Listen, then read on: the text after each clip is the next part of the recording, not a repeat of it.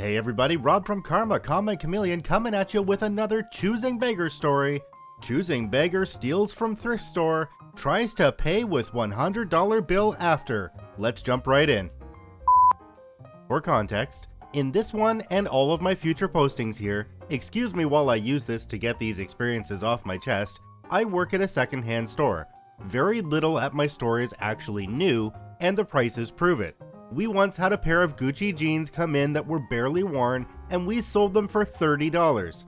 Though, while that has a story too, that is not what this is about. Every Tuesday we have a senior day, where if you're 55 plus, you get 30% off everything in the store, excluding the actual new items. This is important to what's about to happen, trust me. On a Monday, everything was going smoothly. The store looked good, we had very little that needed to be put back out on the floor, and I was the main cashier and I knew my drawer was exact to the penny. We were fixing to go home almost as soon as the store closed. Then, who else but an older woman I'll just call Choosing Beggar, steps into the store when we have 15 minutes till we closed.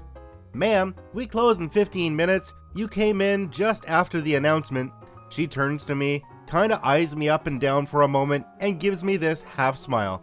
"That's fine. I know exactly what I'm looking for. I'll just be a moment."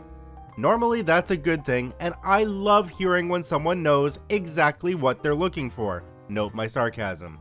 I have yet to have a single customer that tells me they know what they're looking for that actually does. But anyhow, I digress. So I see her disappear into an aisle, making a mental note just in case we had to go looking for her. 15 minutes later, I helped check out maybe a dozen people or so and had completely forgotten about the other woman. So I leave my register to start cleaning the aisles, and lo and behold, I find her standing in the back corner of the store with our luggage bags. "Excuse me, we're closed."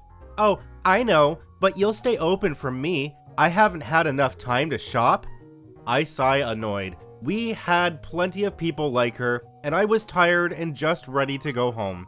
That's when I see her removing one of our price labels and just tossing it to the ground. "Ma'am, you can't do that. That's our pricing." I reach out and try to take the item from her. She shoves it into her purse. "Don't worry, I'm not stealing it. I just didn't bring a cart with me." "Ma'am, I'm talking about the price label you pulled off. You can't take those off until after you've paid for them." She scowls at me while I talk to her. "Listen, everything you have is way overpriced. Everything in here is donated to you guys, so it should be free. But because it's not, I took the tag off so you'd be more willing to negotiate with me." I'm getting a headache at this point. If she had even tried coming through my line and negotiating prices with me, she'd find I'm rather lenient and do tend to give my own appraisal. I am allowed to negotiate within reason. "We're closed, so there's no more shopping. You need to come to the front with me, and I'll help you check out." She follows me back to the front without saying anything, but from the looks my coworkers were giving me, I knew Choosing Beggar was glaring at me.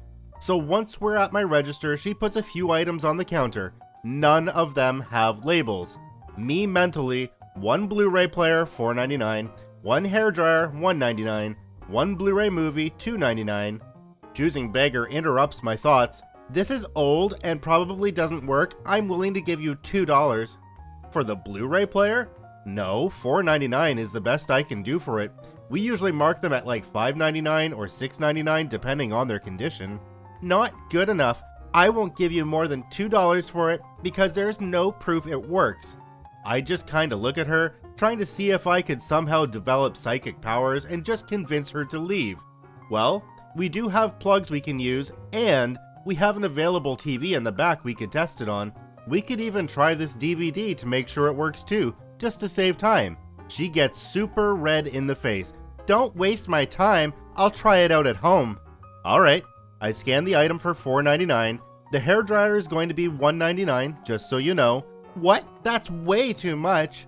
"Ma'am, everywhere else around here sells them for $30 to $50 depending on where you go for one. $1.99 is not bad. But how do I know that it works?" "Because with simple items we plug them in and test them. If it didn't turn on, we wouldn't sell it." "I bet you guys get really lazy and don't test at all. Probably too greedy to care anyhow. If you don't want it, that's fine. We can still test it if you'd like.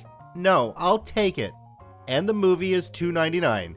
She gets pissed. The look of absolute outrage on this woman's face was both shocking and irritating. Liar! I got this from the 99-cent aisle. You have to honor it.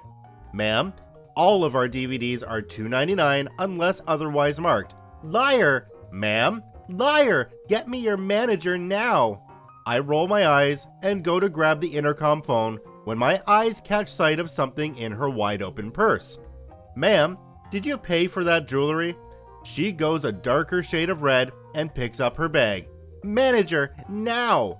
I'm sorry, ma'am, but I have to ask to see the contents of your purse. I know I saw several pieces of jewelry in there. Liar! I saw the tags. What is it with you and your tags? The only thing in here needing a tag is you second-hand piece of trash.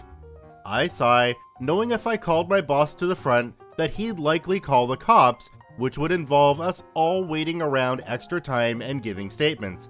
I was not up for this tonight, so, rolling my eyes, I turn back to my register and tell her the total, and tell my manager about a possible theft later. She hadn't taken anything expensive, a few of our 99-cent necklaces, mostly plastic and glass diamonds. That's too much! What? It's only like $12.45 for these items. One of them alone costs more than this in another store. I said $2, that's all I'm paying. Have you ever been so shocked by someone you have an out-of-body experience?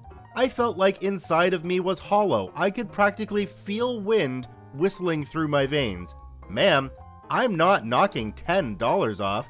Yes, you will, and you'll thank me for being so patient with you. I pivoted in place, turned to my intercom phone in one motion, and I demanded my boss to get up to the front. I'd had enough. What's the problem? I proceeded to tell him the entire ordeal, even the jewelry in her purse. I was so over this night, I didn't care how late I had to stay. I wanted her way away from me. My manager slowly starts cracking a smile the whole time I'm telling him what's going on, which only served to frustrate me more. Later on, he'd tell me he was smiling because he legitimately believed that had this woman interrupted me, I would have judo chopped her head clean off her shoulders. He just thought it was a funny little thought. Okay, I need to see the jewelry so I can ring it up for you. She grudgingly did, glaring at me the whole time. I take a few steps back, letting him take over. He rings up her jewelry, and the new total was like $17.50. No, that's way too much. Then what do you think is a fair price? $5. No, I won't go lower than $12.99. You're as bad as him. You mean as bad as her? And no, I'm not. I'm worse. If anyone knew my manager, they'd know he does not allow blatant disrespect for anyone. His good humor was very quickly wearing away. Well, if you get it away from me, I'll do the $12.99. Her. His voice almost made her stroke out, it looked like. She glared at me, and if looks could kill, my manager gives me a light smile and thumbs up, letting me know he's got this. So I walk away, but stay within eyeshot. As soon as I'm away, she just gives him this insincere smile. Okay, $12.99, before or after tax? After. Before or after my 30% off? What do you mean? You didn't hand us a coupon. Senior day, I'm over 55. I can show you my ID if you'd like. No, that's tomorrow. Well, you can make an exception for me. I won't be coming in tomorrow. Ma'am, it's tomorrow. Even if I wanted to give it to you, it's a system thing. Even if I push the button, and he does that now to show her, see, it won't let me. Well, you're the manager. Do something about it. I should get some kind of reward for... Halfway through her jabbering, he just scans one of our 20% off coupons. $9.85. His tone is flat, and he doesn't look at her. She has a big smile on her face, and she rummages through her purse and hands him a $100 bill. He stares at it for what felt like an eternity, and she is just beaming at him. Ma'am, the only reason I was letting you talk me down is because I'm tired, and I thought you might only have $10. You sit here have the nerve to argue about prices less than $20, and you think I'm gonna break your $100 bill for less than $10? It is your job. Get out. Not until you out. He stuffs the $100 bill back into her purse and shoves her purse at her.